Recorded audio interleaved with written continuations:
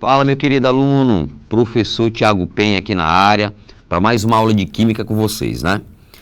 E hoje, meu aluno, o meu convite é para nós estudarmos sobre modelo atômico, tá? Nós vamos aqui falar um pouquinho sobre a evolução do átomo, tá? Sobre a construção do pensamento que nós temos atualmente sobre o átomo. Então, vamos fazer um resumo entendendo, né, as características de cada modelo atômico.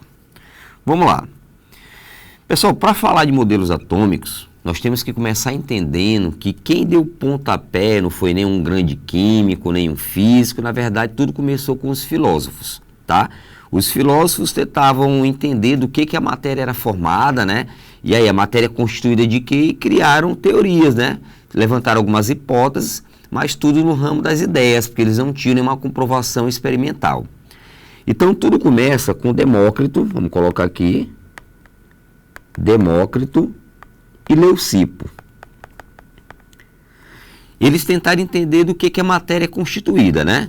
Nós sabemos que a matéria é tudo aquilo que tem massa e ocupa lugar no espaço, e eles tentaram entender do que elas seriam formadas. E eles tinham uma ideia, né? Eles diziam o seguinte, que toda matéria era formada por pequenas partículas que não poderiam ser divididas. É como se eles pegassem a matéria e fossem dividindo essa matéria em partículas cada vez menores. Ele pega, por exemplo, essa caneta que está aqui na minha mão, que é a matéria, e decide dividir essa caneta, né? Dividir a matéria. Aí ele divide essa matéria, aí divide de novo e vai dividindo. Chegaria um momento que essa matéria não poderia mais ser dividida. E essa parte aí, indivisível, limite de divisibilidade, eles chamaram de átomo.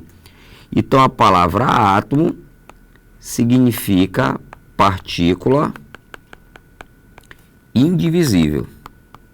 Vamos ajeitar aqui, peraí. Partícula indivisível. Então, turma, Demócrito e Leucipo deram um pontapé, mas eles não tinham comprovação experimental, eles não tinham laboratório, né, para comprovar tudo isso. Tá? Essas aqui foram teorias, né, sugeridas por ele, de que a matéria poderia ser dividida e o limite da divisibilidade, né, aquele ponto que não daria mais para dividir, ele chamou de átomo.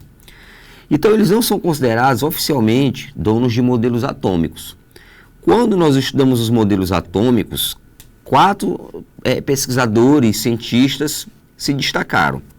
Nós temos Dalton, Thomson, Rutherford e Bohr. Então, nós vamos aqui entender a evolução do modelo atômico através desses 4 pesquisadores, tá? Não é que o átomo mudou, o átomo sempre foi da maneira que ele é, só que o conhecimento, né, sobre ele foi evoluindo, né? As pesquisas, o laboratório, e nós estamos tirando novas conclusões com a ajuda de cada pesquisador que se encontra aqui. Vamos começar a entender aqui um por um, vamos lá, nosso resumo aqui começando por Dalton. Pessoal, Dalton é conhecido como o pai da teoria atômica, já que ele foi o primeiro em laboratório a tentar comprovar o que seria o átomo, né? Então, quando a gente fala em Dalton, nós falamos no pai da teoria atômica. O que Dalton dizia sobre o átomo? Dalton dizia assim, olha, o átomo é uma esfera, só que é uma esfera maciça, é uma esfera que não dá para quebrar, não dá para destruir, é uma esfera indestrutível, então é uma esfera indivisível. Então ele dizia, olha, não dá para dividir o átomo, realmente os filósofos estão certos. O átomo não dá para ser dividido de forma nenhuma. Então ele, de certa forma, concordou com a ideia de Demócrito e Leucipo. E ele dizia também que o átomo não tinha cargas, ó, sem cargas elétricas. Então, para ele, o átomo era desprovido de cargas elétricas, tá? A ideia de Dalton é como se o átomo fosse uma esfera, claro que não é vista a olho nu, né? Mas uma esfera maciça que não dá para dividir, não tem carga. Por conta disso, o modelo de Dalton ganhou um apelido, né? Conhecido como modelo da bola de bilhar. Então, quando você pegar alguma questão que fala sobre o modelo da bola de bilhar, não pode esquecer que estamos falando do modelo de Dalton, né? E realmente tem sentido, né?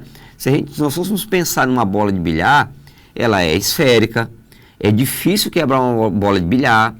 Eu acho que se você pegar uma bola de bilhar e jogar sobre o piso ali da sua casa, é mais fácil quebrar o piso do que a bola de bilhar. e não tem carga alguma, de acordo com Dalton. E ainda pelo pouco conhecimento da época, Dalton acreditava que átomos do mesmo elemento eram completamente iguais em todos os aspectos. Ele dizia o seguinte: olha, se isso daqui é um átomo de carbono e mais à frente ali eu tenho outro átomo de carbono, então eles são completamente iguais, nada se difere. Tá? Eles acreditavam que só pelo fato de ser do mesmo elemento químico não teria diferença. E hoje em dia nós sabemos que existem os isótopos, ou seja, eles podem ter o mesmo número de prótons, mas a massa, o número de massa pode ser diferente. E contrapartida também, Dalton afirmava que se são átomos de elementos diferentes, nada era diferente, nada era igual entre eles, tá? Não tinha nada em comum entre eles. Se eles são de elementos distintos, não tinha nenhuma semelhança. E hoje em dia nós sabemos que eles podem até ser de elementos diferentes, mas podem ter a mesma massa, tá? São os famosos isóbaros. Mas está aqui o dono do primeiro modelo, né? Ainda algumas características discretas, né? Pesquisas também ainda discretas, mas começou aí experimentalmente a tentar nos mostrar o que seria o átomo. Dalton foi o primeiro. Depois de Dalton, nós tínhamos aqui J.J. Thomson, né? Thomson, Thompson, como tu quiser chamar. Mas esse segundo pesquisador que vocês estão vendo aqui, cientista, já começa a trazer características que nos mostram que Dalton não estava certo. O que ele dizia? Vamos enumerar aqui. Ele dizia: olha, essa esfera aí, ela dá para ser dividida assim, o átomo ele é divisível. O átomo é divisível. Dalton afirmava que o átomo não poderia ser dividido. Então, o átomo é divisível, tanto é que ele encontrou partículas menores do que o átomo. Ao dividir esse átomo, foi possível perceber que o átomo tinha partículas menores ainda. Então, foi aí que foi feita a descoberta, né? Deixa eu colocar aqui, ó, descoberta das cargas elétricas. Descoberta das partículas subatômicas, ó, deixa eu colocar aqui, ó, partículas subatômicas, as cargas elétricas. Dalton afirmava que não tinha carga, né? Já Thomson começa a deduzir, né, a comprovar ali experimentalmente a presença de cargas. Qual foi a ideia dele? Vamos lá. Eu tenho aqui essa esfera, que é o átomo. Só que ele diz que esse átomo é uma esfera homogeneamente positiva, totalmente positivo. Só que dentro dessa esfera positiva existem partículas negativas muito bem espalhadas, incrustadas na esfera, ó. Então a esfera ela tem as duas cargas de acordo com Thomson. A carga negativa muito bem espalhada na esfera, só que essa esfera que recebe as cargas negativas é uma esfera totalmente positiva, tá? Homogeneamente positiva. E por conta dessa ideia, o modelo de Thomson foi conhecido como modelo do pudim de passas, ó. Pudim de passas ou pudim de ameixas. E realmente tem uma lógica. Se você for pensar, o pudim é como se fosse a massa positiva. E as passas são as partículas negativas incrustadas, espalhadas ali sobre o pudim, né? Então é um modelo do pudim de passas. Foi exatamente bem aí que nós começamos a falar um pouco mais sobre as cargas elétricas, né? Já que Dalton afirmava que não existia cargas. E quando Thomson fez essas conclusões, na época ele utilizou uma ampola muito conhecida, né? A ampola de Crookes, que era a ampola de um inglês, aonde ele colocou um gás, né, rarefeito, um gás sob baixa pressão e alta DDP, e percebeu ali a existência dessas cargas negativas, tá? A princípio essas cargas eram chamadas de raios catódicos, só que ele terminou por chamar essas cargas aí, esses raios, né, melhor ainda, de cargas elétricas. Então tá aí o nosso segundo modelo, tá? Vamos para o terceiro. O primeiro foi o pudim de passas, corrigindo, o primeiro foi a bola de bilhar e o segundo o pudim de passas. O terceiro modelo é do discípulo de Thomson, Rutherford. Minha gente, o terceiro modelo, Rutherford, era discípulo de Thomson. Ele acreditava que o seu mentor Thomson estava certo. Então, quando ele criou um experimento, foi para comprovar que Thomson estava certo naquelas características do segundo modelo. Só que terminou que encontrando características diferentes, mudando assim o modelo atômico. Mas ele não surgiu com a ideia de mostrar que Thomson estava errado, que ele tinha outros pensamentos, não, pelo contrário, era de comprovação. Antes de colocar aqui as características do modelo de Rutherford, vamos aqui fazer um resumo rápido aqui sobre o seu experimento, né? Que foi que ele fez? Ele pegou uma lâmina de ouro bem fininha, uma finíssima lâmina de ouro, e decidiu bombardear essa lâmina de ouro. Ou seja, bombardear átomos de ouro com uma radiação já conhecida na época. Então ele pegou uma caixa de chumbo, vamos colocar aqui, ó, caixa de chumbo, colocar o símbolo aqui do chumbo, ó, e dentro dessa caixa de chumbo, ele colocou um elemento radioativo, que é o polônio, um metal já conhecido na época, né, polônio, tá aqui o símbolo dele, PO, e esse metal, turma, ele emite radiações já conhecidas na época, que é essa que eu estou colocando aqui de vermelho, ó, que são as radiações alfa. A radiação alfa é uma radiação positiva. Tudo isso aqui Rutherford já sabia antecipadamente, ele não descobriu no dia não. Então a utilização do polônio foi com muita consciência. Só que para essa radiação passar, ele fez um pequeno furo nessa caixa de chumbo. Ó. Deixa eu desenhar essa caixa de chumbo aqui, fazer um furinho aqui nela, ó.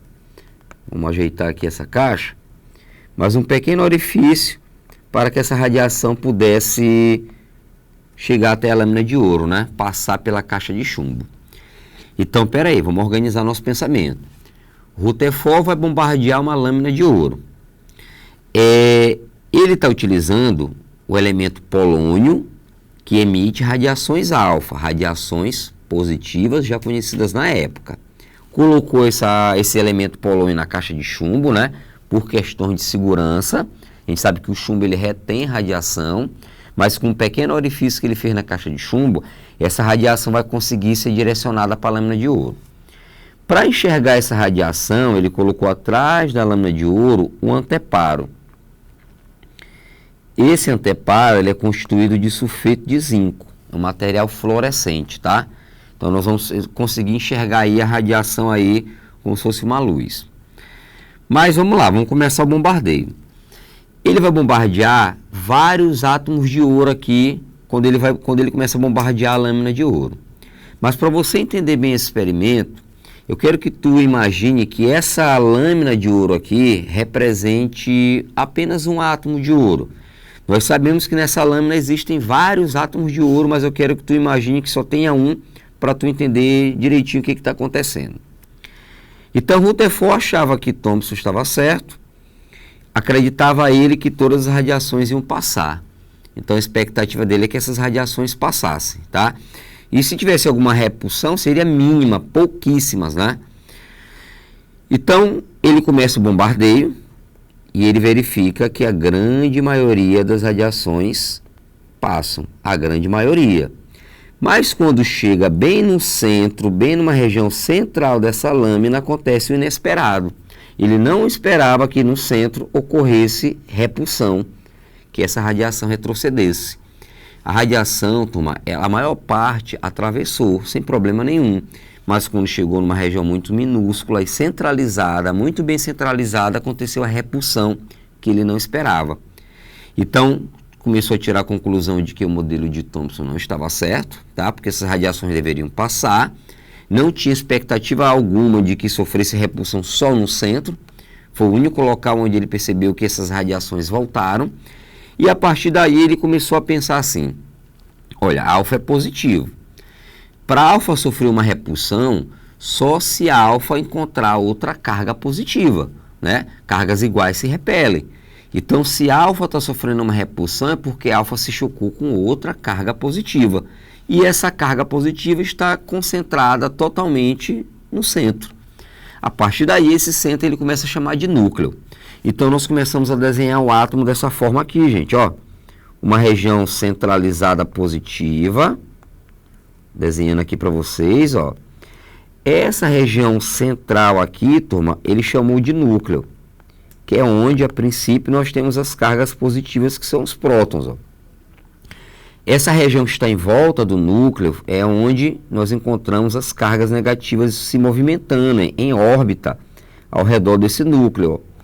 Então esse local aqui maior, onde as cargas se movimentam, ele chamou de eletrosfera.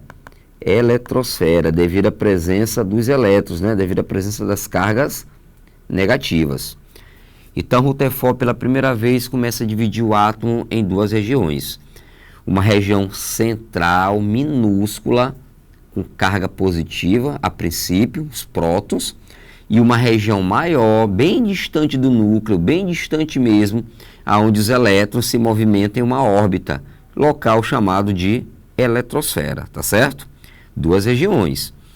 Depois, com a ajuda de seus colaboradores, seus discípulos, ele percebeu que no núcleo não tinha só prótons, também tinha nêutrons, que eram partículas sem nenhum tipo de carga. Então, no núcleo existem prótons e nêutrons, tá? Claro que os nêutrons não foi uma descoberta de Rutherford, foi descoberta dentro do seu grupo ali de pesquisa, né, de seus colaboradores, seus ajudantes, mas não foi Rutherford propriamente dito.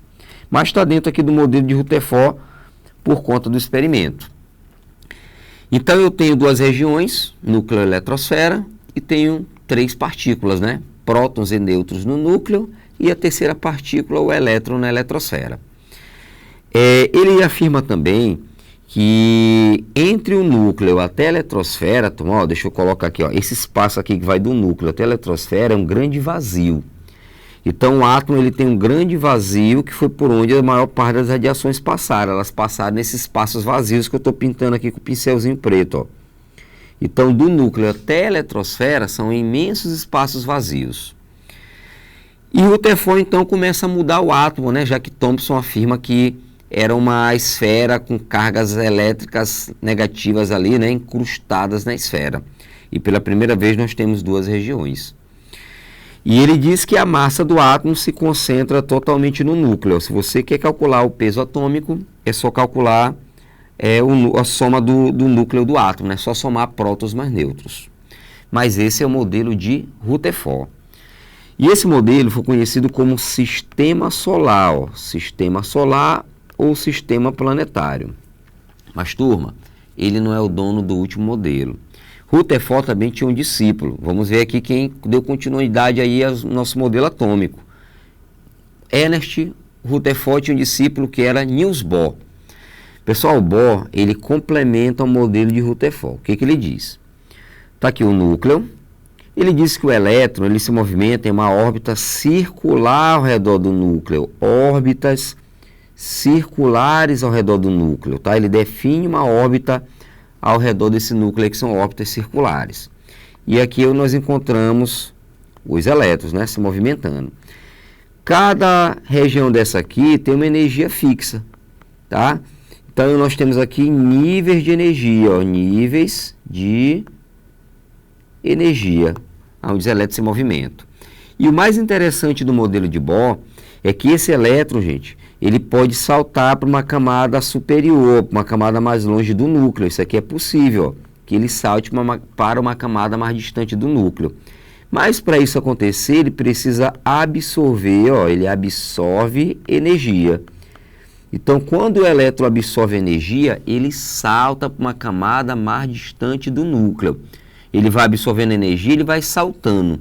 É o que nós chamamos de salto quântico, tá? Assim como ele absorve, né, energia para saltar, ele também pode retornar, turma. Ele também retorna para a sua camada de origem. Mas para ele retornar para a camada de origem, ele vai precisar fazer o contrário. Ou seja, liberar energia. Ó. Libera energia. E assim ele vai retornando para a camada de origem. Só que quando ele libera essa energia, é em forma de luz. Por isso chamada de fóton. Então, todas as vezes que você pegar alguma questão que fala de luz, cores, tudo relacionado à energia, corre logo para o modelo de Bohr. Falou de energia, modelo de Bohr. Falou em cor, falou em luz, modelo de Bohr.